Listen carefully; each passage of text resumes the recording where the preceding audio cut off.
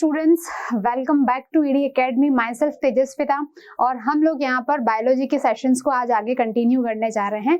जैसा कि previous section में स्टूडेंट्स हम लोगों ने अभी तक पार्ट 19 तक जो है ह्यूमन एक्सक्रीटरी सिस्टम को कंटिन्यू किया था और हम लोगों ने उसमें ये भी देखा था बच्चों कि जो ह्यूमन एक्सक्रीटरी सिस्टम के अंदर बेसिकली अभी तक हम लोगों ने जो स्टडी कर लिया था, तो पार्ट 19 तक हम लोगों ने ह्यूमन एक्सक्रीटरी सिस्टम के अंदर किडनी को डिस्कस किया था।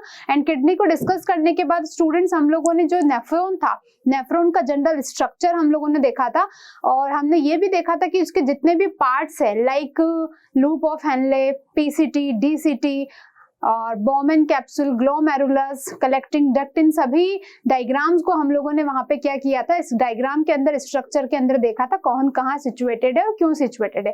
आज हम लोग आगे कंटिन्यू करने जा रहे हैं और नेफ्रॉन के स्ट्रक्चर को डिस्कस करेंगे, जिसमें हम लोग नेफ्रॉन की वर्किंग को डिस्कस करेंगे। साथ ही साथ नेफ्रॉन, मैंने आपको लास्ट क्लास में बताया था कि ये हमारा जो ह्यूमन एक्सक्रीटरी सिस्टम के अंदर ये बेसिकली प्रेजेंट होता है किडनी के अंदर। ये ऑलरेडी मैं आप लोगों के साथ डिस्कस कर चुकी हूँ कि किडनी के अंदर जो है नेफ्रॉन प्रेजेंट है।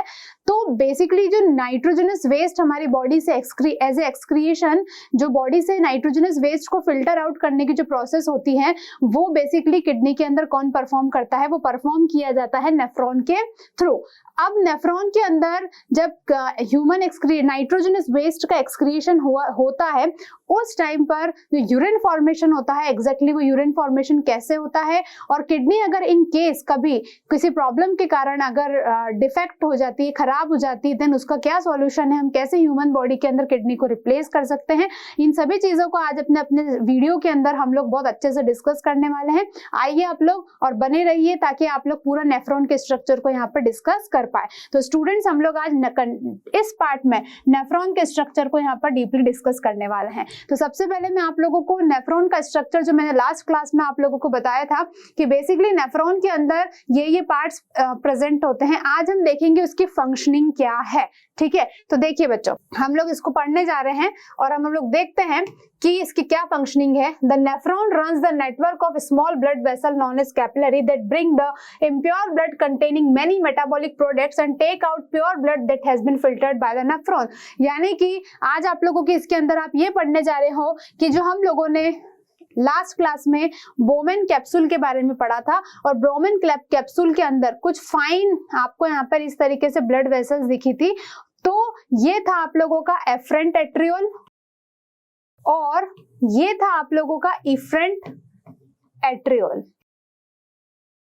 इन दोनों एट्रियोल के पीछे मैंने आप लोगों को बताया था कि यहाँ से जो है इस तरीके से इम्प्योर ब्लड एंटर करता है। इम्प्योर ब्लड के अंदर बहुत सारे वेस्ट मेटाबॉलिक प्रोडक्ट्स होते हैं। यहाँ पे ये जो बोमेन कैप्सूल है, ये तो कौन है आप लोगों का, बोमेन कैप्सूल, और ये जो फाइन नेटवर्क था कैपिलरीज का ब्लड का, इसको हम लोगों ने कहा था ग्लोमेरुलस। क्या कहा था इसको, ग्लोमेरुलस। ठीक है ना। तो इस ग्लोमेरुलस के अंदर फाइन ब्लड कैपिलरीज के थ्रू आपका ब्लड प्यूरिफाई होता है, नाइट्रोजनस वेस्ट उसमें से फिल्टर हो जाते हैं, हट जाते हैं और प्योर ब्लड इफरेंट एट्रियोल के थ्रू कहाँ ट्रांसफर कर दिया जाता है, आपकी बॉडी में अगेन ट्रांसफर कर दिया जाता है। और ये फंक्शनिंग को कौन परफॉर्म करता है, बेसिकली नेफ्रॉन करता है। ठीक है, जो इम्प्योर ब्लड है, एट्रियल ब्लड किडनी के अंदर रीनल आर्टरी के थ्रू आता है। देखिए मैंने आपको बताया था कि नेफ्रॉन के अंदर और किडनी के अंदर दो स्ट्रक्चर बताए थे, एक तरफ था रीनल आर्टरी और एक तरफ था रीनल वीन। तो इम्प्योर ब्लड रीनल आर्टरी के थ्रू आता है और प्योर ब्लड फिल्टर होने के बाद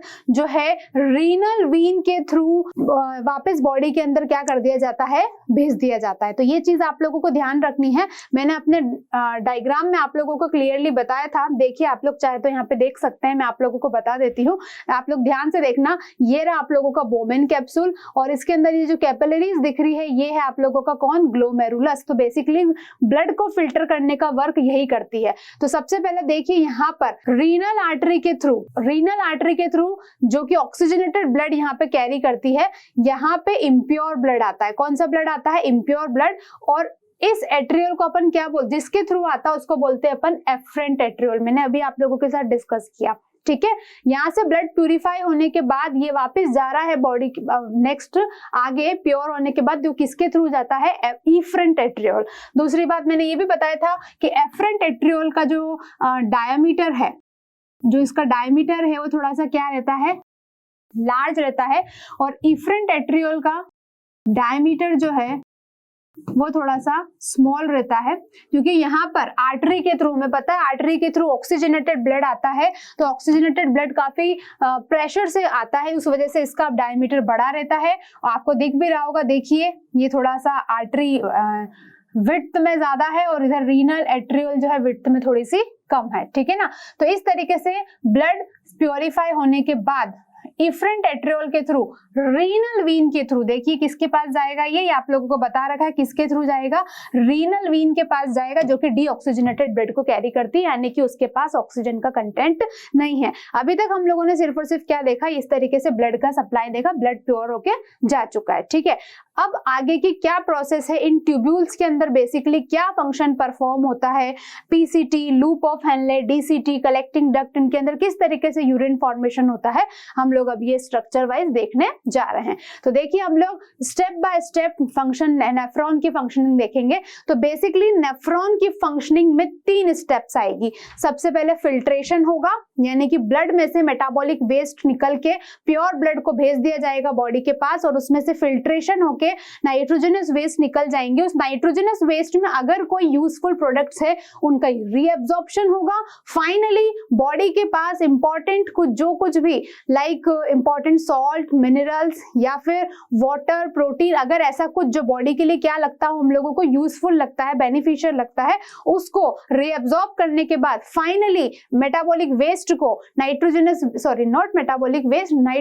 वेस्ट को यूरिया को in the form of urine secrete कर दिया जाएगा, आउटर थ्रू भेज दिया जाएगा, ठीक है। तो बेसिकली 3 स्टेप्स हम लोग यहाँ पर आज स्टेप बाय स्टेप देखने वाले हैं, ठीक है।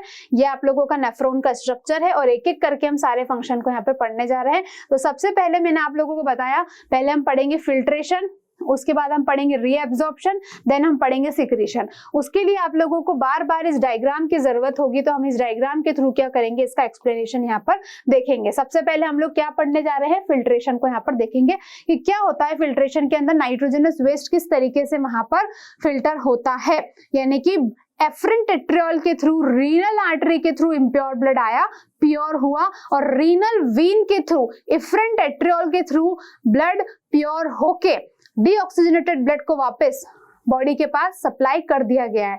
ये फंक्शन किया था बोमेन कैप्सूल और ग्लोमेरुलस ने, और both Bowman capsule and glomerulus are known as Malpighian body. इतनी चीज हम लोग डिस्कस कर चुके हैं। तो बच्चों अब हम लोग बेसिकली ब्लड के बाद ये जो डायग्राम है, देखिए ब्लड तो यहाँ से चला जाएगा, लेकिन जो नाइट्रोजनस वेस्ट यहाँ पर निकल के आया है उसमें फिल्ट्रेशन कैसे होगा, ये जो ट्यूब है आगे की PCT, DCT, loop of Henley, कैसे यहाँ पर फंक्शनिंग परफॉर्म होगी, फिल्टर कैसे होगा, वो हम यहाँ पर देखने जा रहे हैं। तो देखिए फिल्ट्रेशन में, देखिए बच्चों ग्लोमेरुलस ने क्या किया था, बोमेन कैप्सूल के अंदर था, ग्लोमेरुलस ब्लड के वेसल्स है। फिर क्या होता है, जो ब्लड वेसल्स की वॉल है outside the basement membrane of glomerulus is in contact, हमें पता है ग्लोमेरुलस और बोमेन कैप्सूल दोनों एक दूसरे से अटैच्ड है, डायग्राम में आप लोगों को दिख रहा है, ठीक है। अब बोमेन कैप्सूल के अंदर स्पेशल टाइप्स ऑफ सेल होती है, जो कि मैंने आपको बताया था, क्या कहा था उसको मैंने, पोडोसाइट सेल्स। ये अपने प्रीवियस लेक्चर में आप जाके देख सकते हैं, वहां मैंने इसको अच्छे से डिस्कस किया है। बिटवीन दीज पोडोसाइट्स, उन पोडोसाइट सेल्स के बीच में छोटी छोटी कैप्स होती है, जिनको अपन बोलते हैं फिल्ट्रेशन स्लिट्स। क्या बोलते हैं उनको हम लोग, फिल्ट्रेशन स्लिट्स। ये काफी सारी लेयर बनाती है और एज ए फिल्टर पेपर की तरह वहां पर क्या करती है, काम करती है। जैसे ब्लड आएगा, ब्लड वेसल्स के थ्रू ब्लड फिल्टर हो जाता है ग्लोमेरुलस में, और इम्प्योर प्लाज्मा जो कि क्या करता है, ब्लड को तो भेज देता है, लेकिन फिल्टर पेपर के थ्रू, यानी कि पोडोसाइट सेल के बीच में छोटी छोटी कैप्स होती है। देखिए यहाँ पर आप लोगों को दिखेगी, मैं आपको यहाँ पर बता देती हूँ बना के।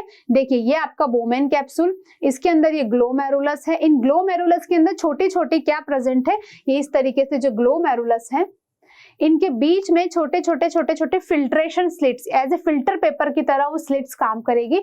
जैसे ही इम्प्योर ब्लड आएगा वो फिल्टर करेगा और इस तरीके से प्योर ब्लड को यहाँ पर भेज दिया जाएगा। यहाँ पे क्या था आप लोगों का, बोमेन कैप्सूल, और ये वर्क कौन कर रहा था, ये तो था आपका बोमेन कैप्सूल, और ये जो फाइन ब्लड की कैपिलरीज है ये कौन था आपका, ग्लोमेरुलस। अब यहाँ से ब्लड तो चला गया, लेकिन जो इनफिल्ट्रेट नाइट्रोजनस वेस्ट जो आया है उसको अपन क्या बोलेंगे, ग्लोमेरुलस फिल्ट्रेट, वो यहाँ पर नीचे इस ट्यूब के अंदर एंटर कर जाएगा, जिसको हम लोग क्या बोलेंगे, ग्लोमेरुलस फिल्ट्रेट। देखिए आगे कंटिन्यू करते हैं, ठीक है। अब अभी भी फिल्ट्रेशन चल रहा है। Glomerulus blood pressure provides the, अब देखिए ग्लोमेरुलस के अंदर मैंने कहा था एफरेंट एट्रियोल का डायमीटर ज्यादा रहता है, काफी तेजी से ब्लड आता है। फिल्ट्रेशन होने के बाद तुरंत काफी प्रेशर से बोमेन कैप्सूल के अंदर ही इफरेंट एट्रियोल के थ्रू क्या चला जाता है, प्योर ब्लड चला जाता है। उसके बाद 1/5 of the plasma is filtered through glomerulus, यानी कि ब्लड के अंदर से एक लगभग 1/5 प्लाज्मा जो है ग्लोमेरुलस के अंदर फिल्ट्रेट हो जाता है और रेस्ट को इफरेंट एट्रियोल के पास, यानी कि यहां से आया और इधर से चला गया, ये था आपका एफरेंट और ये था इफरेंट एट्रियोल के थ्रू उसको वापस भेज दिया जाता है। मैंने अभी बताया इफरेंट एट्रियोल का डायमीटर कम होता है एफरेंट एट्रियोल के कंपैरिजन में, क्योंकि एफरेंट में ब्लड काफी प्रेशर से आता है और यहाँ पर धीरे धीरे लीव करता है, दैट्स वाई यहाँ पर क्या हो जाता है, उसका डायमीटर कम हो जाता है, ठीक है ना। ताकि अब देखिए इसका रीजन है लार्जर डायमीटर और leaving through a vessel of smaller diameter, this increase the pressure inside the glomerulus. ऐसा इसलिए भी किया जाता है क्योंकि यहाँ पे काफी तेजी से जब बार बार रश करेगा ब्लड, बार बार ब्लड आएगा तो इस ग्लोमेरुलस के ऊपर क्या पड़ेगा, प्रेशर पड़ेगा। प्रेशर पड़ने की वजह से इनके बीच में जो फिल्ट्रेशन स्लिट्स प्रेजेंट है, वो उस filtration slits as a filter paper जो यहाँ पे काम कर रहा है, उस फिल्टर पेपर के ऊपर प्रेशर पड़ने से वो तुरंत छानने का वर्क करेगा, फिल्टर करने का वर्क करेगा, और फिर जैसे यहाँ पे प्रेशर होगा फिल्टर करेगा, प्रेशर बढ़ जाएगा, इसके बाद फोर्स लगेगा, जिसके बाद आसानी से धीरे धीरे जो इफरेंट एट्रियोल के थ्रू ब्लड क्या हो जाएगा, आगे की तरफ पास हो जाएगा। यहाँ तक ये हुआ फिल्ट्रेशन। फिल्ट्रेशन के बाद अब हमें क्या करना है बच्चों, अब हमने क्या बोला है, इफरेंट एट्रियोल के थ्रू ब्लड आपका जा चुका है, 1/5 प्लाज्मा उसमें से क्या हो चुका है, फिल्टर हो चुका है। रेस्ट प्योर ब्लड को हमने भेज दिया है रीनल वीन के थ्रू बाय इफरेंट एट्रियोल, ठीक है। अब देखिए नीचे की तरफ जो पीसीटी था हमने पढ़ा था नेफ्रॉन के अंदर, आप डायग्राम को देख सकते हैं, उसे खोलकर बैठिए। उस पीसीटी के अंदर फाइनली अब रीअब्जॉर्प्शन का वर्क होगा, जो कि नेफ्रॉन के फंक्शनिंग की सेकेंड स्टेप है, ठीक है। The plasma that get filtered, यानी कि इस बोमेन कैप्सूल और ग्लोमेरुलस जिसके थ्रू एफरेंट एट्रियोल और इफरेंट एट्रियोल के थ्रू ब्लड चला गया, उसके बाद ये जो नीचे का स्ट्रक्चर है जिसको हम बोलते थे PCT, proximal convoluted tube, proximal इसलिए क्योंकि ये बोमेन कैप्सूल के पास है, इसका स्ट्रक्चर कुछ इस तरीके से रहता है, काफी लूप में रहता है, दैट्स व्हाई इसको हमने क्या बोला, कॉन्वोल्यूटेड ट्यूब, ठीक है। अब देखिए जो प्लाज्मा फिल्टर होके आया है बोमेन कैप्सूल में से, यानी कि जो प्लाज्मा नीचे की तरफ जाएगा, यानी कि इस पीसीटी के अंदर आएगा, उसको हम लोग क्या बोलेंगे, उसको हम बोलेंगे ग्लोमेरुलस फिल्ट्रेट। क्या बोलेंगे उसको हम लोग, ग्लोमेरुलस फिल्ट्रेट, ठीक है। ये ग्लोमेरुलस फिल्ट्रेट फाइनली इस पीसीटी के ट्यूब के बाद अब कहाँ मूव करेगा, ये मूव करेगा बच्चों, हमने पढ़ा था ऐसा कुछ स्ट्रक्चर जिसको हम लोग क्या बोलेंगे, हेनले लूप। याद आ रहा है आप लोगों को, हमने यहाँ पे पढ़ा था हेनले लूप। यहाँ पर ये मूव करेगा, आप लोगों को वर्ड्स देख नहीं होंगे इसलिए मैं यहाँ से इरेज कर देती हूँ। It is an important process, this glomerulus fluid that is filtered into the बोमेन, यानी कि जो भी ग्लोमेरुलस यहाँ पे फिल्टर हुआ है उसके अंदर अब क्या क्या है, तो देखिए उस यूरिन के अंदर क्या क्या चीजें हैं, सोडियम क्लोराइड, बोले तो NaCl, ग्लूकोज, अमीनो एसिड और एक्सेस ऑफ वाटर, ये 4 कंटेंट इस ग्लोमेरुलस फिल्ट्रेट के अंदर है जो कि पीसीटी के अंदर आया था बोमेन कैप्सूल के through. The first part of the tubule is, हमने पढ़ा अभी, ये पहला पार्ट जो है प्रॉक्सिमल कॉन्वोल्यूटेड ट्यूब, जहां पे approximate 2/3 of the filtered salt and water and almost all the glucose and amino acid are reabsorb. यानी कि बच्चों इस ग्लोमेरुलस फिल्ट्रेट जब पीसीटी के अंदर आया है उसके अंदर क्या क्या चीजें हैं बच्चों, उसमें है NaCl, ग्लूकोज, अमीनो एसिड और एक्सेस ऑफ वाटर। अब ये पीसीटी क्या करेगा बच्चों, ये पीसीटी इसमें से क्या करेगा, लगभग सॉल्ट और वाटर, ये जो एक्सेस ऑफ वाटर है और जो सॉल्ट है उसमें से 2/3 वाटर और सॉल्ट को क्या कर लेगा, एब्जॉर्ब कर लेगा। रेस्ट जो ग्लूकोज और अमीनो एसिड जो यूजफुल है उनको क्या कर लेगा, रीएब्जॉर्ब कर लेगा। जो यूज आएगा उसको रीअब्जॉर्ब कर लेगा, उसको रोक लेगा। इस प्रोसेस यहां तक ये हो जाएगा आप लोगों का रीअब्जॉर्प्शन। ये सारा वर्क होगा आपका पीसीटी के अंदर।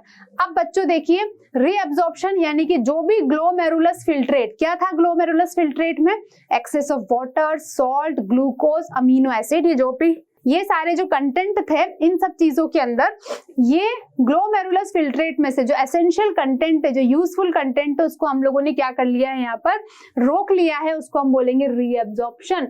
The whole length of the renal tubule is surrounding with blood vessels known as peritubular capillaries.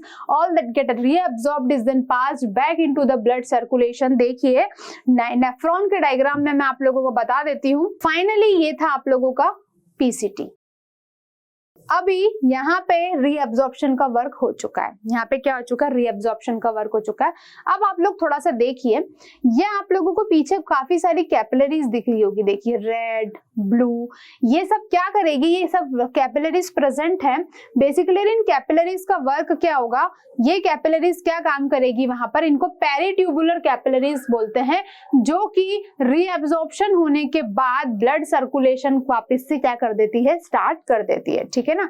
अब देखिए फाइनली पीसीटी के बाद अब जो ग्लोमेरुलस फिल्ट्रेट है, अब आप मुझे बताइए वो कहाँ एंटर कर जाएगा पीसीटी के बाद, नीचे इस तरीके से। कौन है इस तरीके से, यहाँ था आप लोगों का loop of Henley. Henle loop के अंदर फाइनली फिल्ट्रेट प्रेजेंट हो जाएगा। अब हेनले लूप क्या करेगा बच्चों, Henle loop sodium, calcium, potassium, magnesium, इन सभी चीजों को क्या करेगा, जो इंपॉर्टेंट है इन सब चीजों में से उनको रीअब्सॉर्ब कर लेगा। ये कौन करेगा, हेनले लूप। अब हेनले लूप का मेन रोल क्या है, यूरिन का concentration. It is very important point. The working of the important functioning of loop of Henle is to concentrate the urine. Urine के कंसंट्रेशन को क्या कर देता है, वो इंक्रीज कर देता है, यूरिन को कंसंट्रेट कर देता है। अब देखिए मैं आप लोगों को थोड़ा सा नीचे बताने जा रही हूं। जब इस तरीके से ये बोमेन कैप्सूल, ये ग्लोमेरुलस, ये जो नीचे वाला स्ट्रक्चर था आपका पीसीटी, उसके बाद बच्चों देखिए कुछ इस तरीके से चला था, जिसको आपने क्या कहा था, ये है आप लोगों का क्या, हेनले लूप। ये था आप लोगों का हेनले लूप। अब बच्चों क्या बोलने जा रहे हैं, हेनले लूप में जब आ चुका है तो हमने हेनले लूप का कहा था कि ये जो पार्ट है पीसीटी के बाद ये नीचे डिक्रीज हो रहा है, तो इसको हमने क्या कहा था, डिसेंडिंग हेनले लूप। और ये ऊपर चढ़ रहा था, इसको हमने क्या कहा था, असेंडिंग हेनले लूप। यही कहा था इसको हम लोगों ने, डिसेंडिंग हेनले लूप और असेंडिंग हेनले लूप। ठीक है। अब देखिए the ascending link of the loop of Henley contain special ion channel that pump out ions like. देखिए जो असेंडिंग पार्ट है यानी कि हेनले लूप में से important calcium, sodium, potassium, magnesium, ये सब रीअब्सॉर्ब हो चुका है। और जैसे यहाँ पर फिल्ट्रेट जाएगा ग्लोमेरुलस फिल्ट्रेट, तो यहाँ पर असेंडिंग हेनले लूप का फंक्शन है कि कुछ इंपॉर्टेंट आयंस को लाइक सोडियम और क्लोराइड को क्या कर देना, पंप आउट कर देना, हटा देना वहां से। The ascending limb does not allow water to move out as it has no channels its wall that allow water. देखिए इस असेंडिंग हेनले लूप के पास कोई चैनल प्रेजेंट नहीं है जो कि वाटर को बाहर निकाल सके। ठीक है ना। जितना भी सॉल्ट है और वाटर है जो डिसेंडिंग यहाँ से निकलता है हेनले लूप में से, वो फाइनली किसमें, medulla and then eventually into the blood vessels. कहाँ पे जाता है वो, ब्लड वेसल्स के अंदर वो एंटर कर जाता है, क्योंकि असेंडिंग हेनले लूप के पास, असेंडिंग हेनले लूप वाटर को बाहर निकलने नहीं देता है। तभी तो हमने बोला यहाँ पर कि main role of Henle loop is to concentrate the urine. ऐसा क्यों नहीं कर पाता असेंडिंग हेनले लूप, क्योंकि इसके पास कोई चैनल प्रेजेंट नहीं है इसकी वॉल्स के अंदर जो कि वाटर को अलाउ करे बाहर जाने के लिए। ठीक है ना।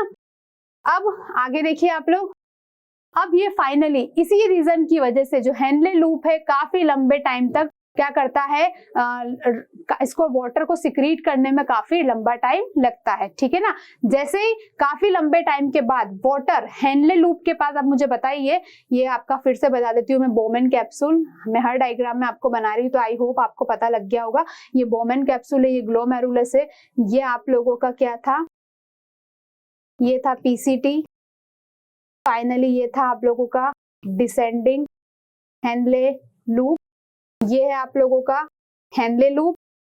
हेनले लूप के बाद ये आपका ऊपर जो चढ़ रहा था, ये मैंने बताया अभी, असेंडिंग हेनले लूप, जो कि काफी लंबे टाइम तक वाटर को रोक के रखता है। इसके अंदर वॉल्स प्रेजेंट नहीं होती है वाटर को आउट करने के लिए।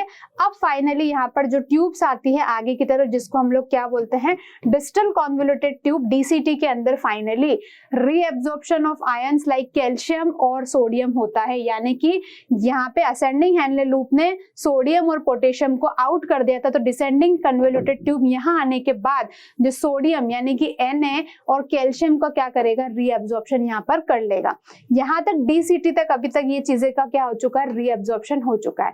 फाइनली जो थर्ड स्टेप थी नेफ्रॉन के फंक्शनिंग की, वो क्या आ जाएगी हमारी, सिक्रीशन। अब सिक्रीशन में बेसिकली क्या होगा, जितने भी वेस्ट आयन है, ये हाइड्रोजन आयन है, उनको फाइनली रीनल ट्यूब्यूल से बाहर निकाल दिया जाएगा। और लास्ट स्टेप में जो यूरिन फॉर्मेशन होता है, उस यूरिन फॉर्मेशन को एक्टिवली वेस्ट सब्सटेंस के साथ, जो कि बॉडी के लिए काफी हार्मफुल है, उनको बॉडी से आउट फिल्टर कर दिया जाएगा। जो कि यूरिन जो है कुछ टाइम के लिए, लास्ट पार्ट में आपको दिखा था, यहाँ पर क्या था, कलेक्टिंग डक्ट प्रेजेंट था एज ए यूरिनरी ब्लैडर, वो वहां पर वर्क कर रहा था। इस यूरिनरी ब्लैडर के अंदर यूरिन पार्शियली कुछ टाइम के लिए स्टोर होगा, then secreted ions combines with the remaining filtrate and become urine. Finally जो भी आयन सिक्रीट किए थे, किसने किए थे इसके पहले सिक्रीट, वो हुआ था डिस्टल कॉन्वोल्यूटेड ट्यूब के थ्रू। डिस्टल कॉन्वोल्यूटेड ट्यूब के थ्रू जितने भी आयंस वगैरह सिक्रीट हुए हैं, वो सब इस फिल्ट्रेट के अंदर मिक्स होके यूरिन की फॉर्म में कलेक्टिंग बॉडी से, कलेक्टिंग डक्ट के थ्रू क्या हो जाते हैं, वहां पर इकट्ठे होके फाइनली यूरेथ्रा के थ्रू क्या हो जाएंगे, रिमूव हो जाएंगे। तो ये जो 3 स्टेप्स थे हमारी किसकी, ये थी हमारी structure of nephron, functioning of nephron की। अब देखिए सिक्रीशन के अंदर जो मेजर सब्सटेंस डीसीटी ने सिक्रेट किए थे, उसमें क्या क्या चीजें थी, हाइड्रोजन आयन, पोटेशियम आयन और अमोनियम आयन। तो यहाँ पर मैकेनिज्म हुआ क्या, the mechanism of secretion also take place. ये चीजें तो पीसीटी के अंदर भी परफॉर्म हुई थी, बट थोड़ी सी कम हुई थी, ठीक है। बाकी जो भी वेस्ट है पीसीटी के थ्रू एक्सक्रीट हुए थे, उसमें क्या क्या चीजें था, urea, uric acid, creatine, ammonium ions, और इसके अलावा और भी कुछ इंपॉर्टेंट बाय मेडिकली बॉडी के अंदर कोई ड्रग्स वगैरह प्रेजेंट होते हैं, वो सारी चीजें जो मेडिसिन के थ्रू आपकी बॉडी के अंदर जाते हैं, वो सारी की सारी चीजें जो है, वेस्ट जो है सिक्रीट हो जाता है किसके थ्रू, पीसीटी के थ्रू। तो डीसीटी से पीसीटी से ज्यादा फंक्शनिंग कौन करेगा यहाँ पर फिल्ट्रेशन का, वो करेगा डीसीटी, डिस्टल कॉन्वोल्यूटेड ट्यूब। अब ये हम लोगों ने अभी क्या पढ़ा, सारा का सारा जो था नेफ्रॉन का स्ट्रक्चर, हमने फंक्शनिंग देखी थी। अब फाइनली हमें ये देखना है कि सारी चीजें फिल्टर, नाइट्रोजनस वेस्ट निकल चुका है और यूरिन बन चुका है, तो यूरिन फॉर्मेशन एग्जैक्टली कैसे हुआ। तो यूरिन फॉर्मेशन की हमारे पास 3 स्टेप्स हैं। सबसे पहला होगा आप लोगों का अल्ट्रा फिल्ट्रेशन। जो पहली स्टेप होगी वो क्या परफॉर्म होगी वहां पर, अल्ट्रा फिल्ट्रेशन। तो अल्ट्रा फिल्ट्रेशन एक ऐसी प्रोसेस है जिसके अंदर nephron filter all components of the blood plasma, यानी कि प्लाज्मा के अंदर इफरेंट एट्रियोल से जाने के बाद प्लाज्मा के अंदर जो कुछ भी कंपोनेंट्स थे, जैसे कि मिनरल्स, नाइट्रोजनस वेस्ट, वाटर, इन सभी को रिटेन करना है ब्लड सेल्स के अंदर, यानी कि ब्लड सेल्स को रिटेन करना है प्रोटीन, लार्ज मॉलिक्यूल। इस फिल्ट्रेट को अपन क्या बोलते हैं, रीनल फिल्ट्रेट। लगभग 180 litre of renal filtrate is produced in the kidney in a day. एक दिन में लगभग रीनल फिल्ट्रेट कितना प्रोड्यूस होता है, 180 लीटर प्रोड्यूस होता है। और ये सारा का सारा काम किसके अंदर होता है, हमारे बोमेन कैप्सूल और ग्लोमेरुलस के अंदर। डेली 180 लीटर ऑफ जो है रीनल फिल्ट्रेट यहाँ पर क्या होता है, प्रोड्यूस होता है। तो पहली स्टेप ये थी अल्ट्रा फिल्ट्रेशन की, जिसके अंदर नेफ्रॉन क्या करता है, जितने भी ब्लड प्लाज्मा के अंदर जो कुछ भी वेस्ट मटेरियल था, नाइट्रोजनस वेस्ट, मिनरल, इन सबको क्या कर देता है, फिल्टर कर देता है। लेकिन किसको रोक लेता है, जो important blood vessels, protein, large molecule, इन सबको क्या कर लेता है, वहां पर वो रिटेन कर लेता है, रोक लेता है। उसके बाद सेकेंड स्टेप होगी हमारी यूरिन फॉर्मेशन की सेलेक्टिव रीअब्जॉर्प्शन। सेलेक्टिव रीअब्जॉर्प्शन के अंदर क्या होगा, कुछ इंपॉर्टेंट यूजफुल सब्सटेंस, जैसे कि रीनल फिल्ट्रेट में जो कुछ भी रीनल फिल्ट्रेट के अंदर जो कुछ भी मटेरियल आया है, उसमें से जो यूजफुल सब्सटेंस होंगे, ग्लूकोज, अमीनो एसिड, सॉल्ट, इन सबको क्या कर लिया जाएगा, रीअब्सॉर्ब कर लिया जाएगा। और फाइनली हेनले लूप और डीसीटी के थ्रू जो है, जो बॉडी को सब्सटेंस की जरूरत बिल्कुल नहीं है, जो बॉडी के लिए टॉक्सिक है, जो बॉडी के लिए हार्मफुल है, उन मटेरियल को डिस्टल कॉन्वोल्यूटेड ट्यूब के बाद before it leaves the kidney, यानी कि ट्यूबुलर सर्कुलेशन के अंदर होगा क्या, जो बॉडी के अंदर यूजफुल सब्सटेंस नहीं है उनको क्या करेंगे, डिस्टल कॉन्वोल्यूटेड ट्यूब की सेल्स के थ्रू फाइनली क्या कर देंगे हम लोग, एक्सक्रीट आउट कर देंगे, ठीक है ना, before it leaves the kidney, वो किडनी को छोड़े, किडनी से निकले उसके पहले हम लोग क्या करेंगे, यूरिन की फॉर्म में इसको क्या कर देंगे, वहां पर एक्सक्रीट आउट कर देंगे, ठीक है ना, फिर वो जाके कलेक्टिंग डक्ट में जाके स्टोर हो जाएगा। तो ये हमारे क्या थी, यूरिन फॉर्मेशन की बेसिकली 3 स्टेप्स थे कि किस तरीके से यूरिन फॉर्मेशन होता है। पीसीटी, डीसीटी, हैंले लूप तीनों यहाँ पर काफी मेजर वर्क परफॉर्म करते हैं, जो ग्लोमेरुलस फिल्ट्रेट में से चीजों को फिल्टर करके रीअब्सॉर्ब करके सिक्रीट करने में, जो कि हमने स्टेप बाय स्टेप यहाँ पर काफी अच्छे से देखा है। अब जो नेक्स्ट टॉपिक आप लोगों को यहाँ पर दिखेगा वो क्या दिख रहा है यहाँ पर, डायलिसिस। अब इफ इन केस हमने देखा था ह्यूमन एक्सक्रीटरी सिस्टम के अंदर kidney, if in case if a person affect या if a person have one kidney और both of her kidneys defected, अगर दोनों किडनी उसकी डिफेक्ट हो जाती है या फिर इसकी एक किडनी काम करना बंद कर देती है, तो उसकी बॉडी के अंदर एक्सक्रीशन, नाइट्रोजनस वेस्ट का फिल्ट्रेशन कैसे होगा, नाइट्रोजनस वेस्ट को बॉडी ब्लड में से कैसे रिमूव किया जाएगा, वो सारी जो चीजें हैं उस प्रोसेस को किस प्रोसेस के थ्रू हम लोग उसको करेंगे कि अगर एक किडनी खराब हो जाती है या इफ इन हाई एज दोनों किडनी खराब हो जाती है, हम लोग एक किडनी के ऊपर भी सरवाइव कर सकते हैं।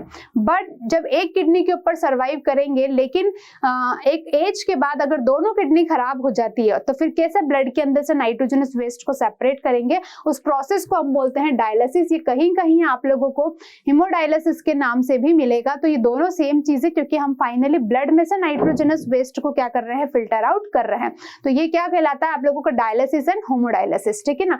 देखिए किसी सर्टेन सर्कमस्टांसेस के अंदर अगर ब्लड किडनी के अंदर ब्लड का फ्लो पुअर होता है या इन्फेक्शन हो जाता है, कोई इंजरी हो जाती है, किडनी आपकी बॉडी के अंदर फंक्शन करना क्या कर देती है, बंद कर देती है, उन सिचुएशंस के अंदर आप लोगों की बॉडी के अंदर आर्टिफिशियल किडनी का काम करना पड़ता है। और उस आर्टिफिशियल किडनी का काम कौन करता है, डायलिसिस कौन करता है, यानी कि एक्सटर्नली आप लोगों की बॉडी में कुछ मशीन के थ्रू आर्टिफिशियल फिल्ट्रेशन किया जाता है। उस प्रोसेस को हम क्या बोलते हैं, डायलिसिस। यानी कि किडनी जो काम कर रही थी लेकिन अब नहीं कर पा रही है, तो बाहर मशीन के थ्रू हम क्या करेंगे, किडनी का फिल्ट्रेशन, किडनी के अंदर से नाइट्रोजनस वेस्ट को रिमूव करेंगे। तो डायलिसिस ऐसी प्रोसेस है जिसके अंदर नाइट्रोजनस वेस्ट को ब्लड में से सेपरेट किया जाता है, लेकिन कैसे, आर्टिफिशियली, क्योंकि नेचुरली किडनी ने फंक्शन करना क्या कर दिया था, बंद कर दिया था।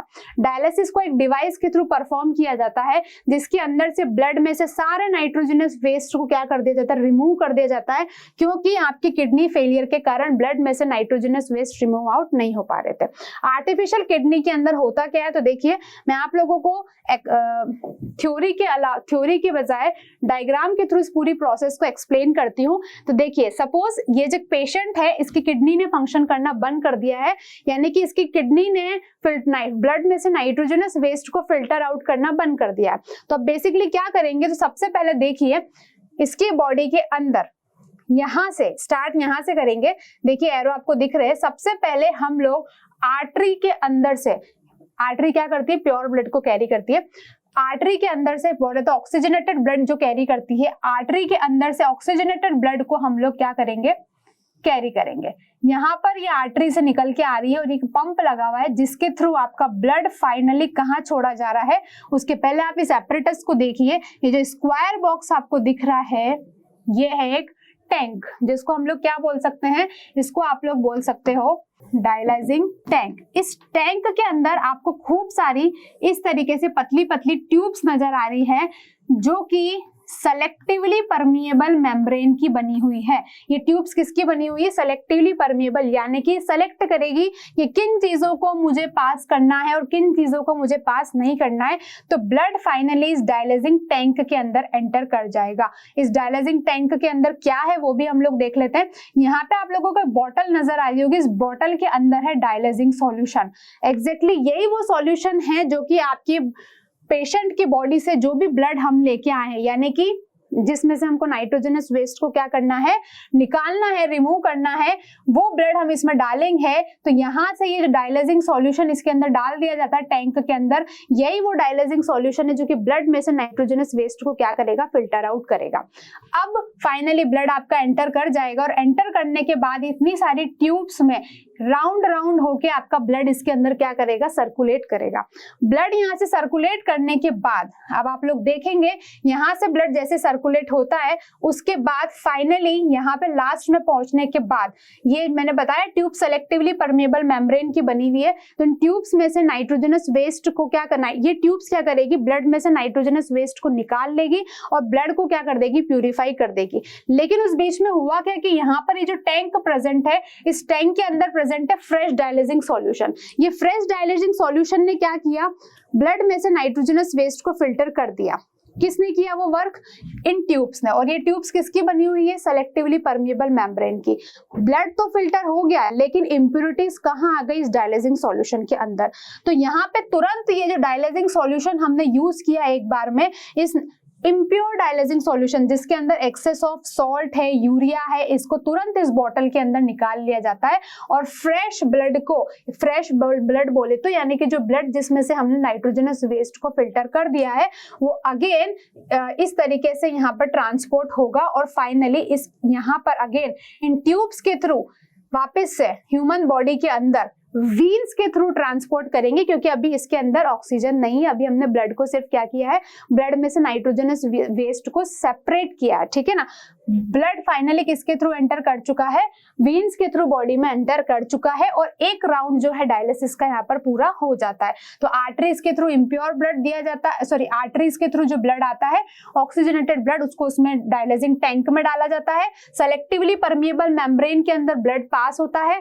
सेलेक्टिवली परमिएबल मेम्ब्रेन क्या करती है, ब्लड में से नाइट्रोजनस वेस्ट को सेपरेट कर देती है और ये फंक्शन अब वो सब किस में मिक्स हो गए, डायलिसिंग सॉल्यूशन के अंदर। जो यूज्ड डायलिसिंग सॉल्यूशन है उसको निकाल लिया जाता है और जो ब्लड फिल्टर हो चुका है उसको अगेन पेशेंट की बॉडी में वीन्स के थ्रू डीऑक्सीजनेटेड ब्लड पेशेंट की बॉडी में अगेन ट्रांसफर कर दिया जाता है। इसी प्रोसेस को अपन क्या बोलते हैं, डायलिसिस एंड हीमोडायलिसिस। तो इसके साथ आज हम लोगों ने यहाँ पर क्या खत्म किया, डायलिसिस की प्रोसेस को देखा।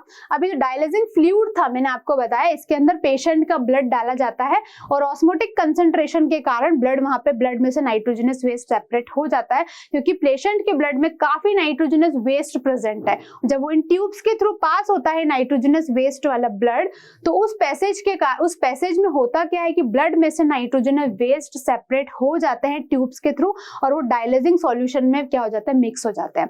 प्यूरिफाइड ब्लड को वापस पेशेंट की बॉडी में पंप कर दिया जाता है और इम्प्योर डायलिसिंग सॉल्यूशन को बॉटल से वापस रिमूव कर दिया जाता है और अगेन फिर से टैंक के अंदर प्योर डायलिसिंग सॉल्यूशन डाल के फिर से पेशेंट की बॉडी के साथ वापस से इसी प्रोसेस को क्या किया जाता है, ब्लड के साथ रिपीट कर दिया जाता है। तो स्टूडेंट्स आज हम लोगों ने यहाँ पर एक्सक्रीशन के पूरे पार्ट को कंप्लीट किया, जिसके अंदर हम लोगों ने नेफ्रॉन का स्ट्रक्चर, नेफ्रॉन की functioning, urine formation of in kidney fails to work in the patient body, then how can be cure from that problem, उस प्रॉब्लम का क्या सॉल्यूशन हो सकता है, डायलिसिंग हम लोगों ने उसका यूज किया। डायलिसिंग के थ्रू क्या कर सकते हैं, आर्टिफिशियल किडनी की तरफ वर्क कर सकता है। तो ये था आप लोगों का एक्सक्रीशन और आज आप लोगों का इसी के साथ लाइफ प्रोसेस के 4 पार्ट्स यहाँ पर ऑलमोस्ट कंप्लीट हो चुके हैं, जिसको हम लोगों ने 20 लेक्चर्स में ऑलमोस्ट इतने डीप फॉर्म में, वास्ट फॉर्म में लाइफ प्रोसेस को कंप्लीट किया है।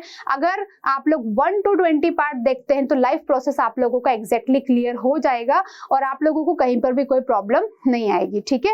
तो आप लोग इसी के साथ में लाइफ प्रोसेस यहाँ पर क्या कर सकते हैं, देख सकते हैं और सारे पार्ट्स को कंप्लीट कर सकते हैं। अभी जो है एक्सक्रीशन आज कंप्लीट हो चुका है और वीडियो आप लोगों को अच्छा लगा हो तो इसे लाइक, शेयर, सब्सक्राइब करना ना भूले। फिर हम लोग बायोलॉजी के अब जो है नेक्स्ट पार्ट में, नेक्स्ट वीडियो में पहुंचेंगे, जिसमें हम लोग हमारी 2nd यूनिट को स्टार्ट करेंगे। तब तक अभी भी यही बोलूंगी कि लाइफ प्रोसेस 20 पार्ट्स में इतना डिटेल एक्सप्लेनेशन जो आपको मिला है, तो आप उसको प्लीज 20 पार्ट्स को स्टेप बाय स्टेप देखें ताकि आप लोगों का प्रॉपर लाइफ प्रोसेस क्लियर हो जाए। मिलते हैं हम अपने नेक्स्ट लेक्चर में, तब तक अपनी स्टडीज को कंटिन्यू बनाए रखिए। Thank you.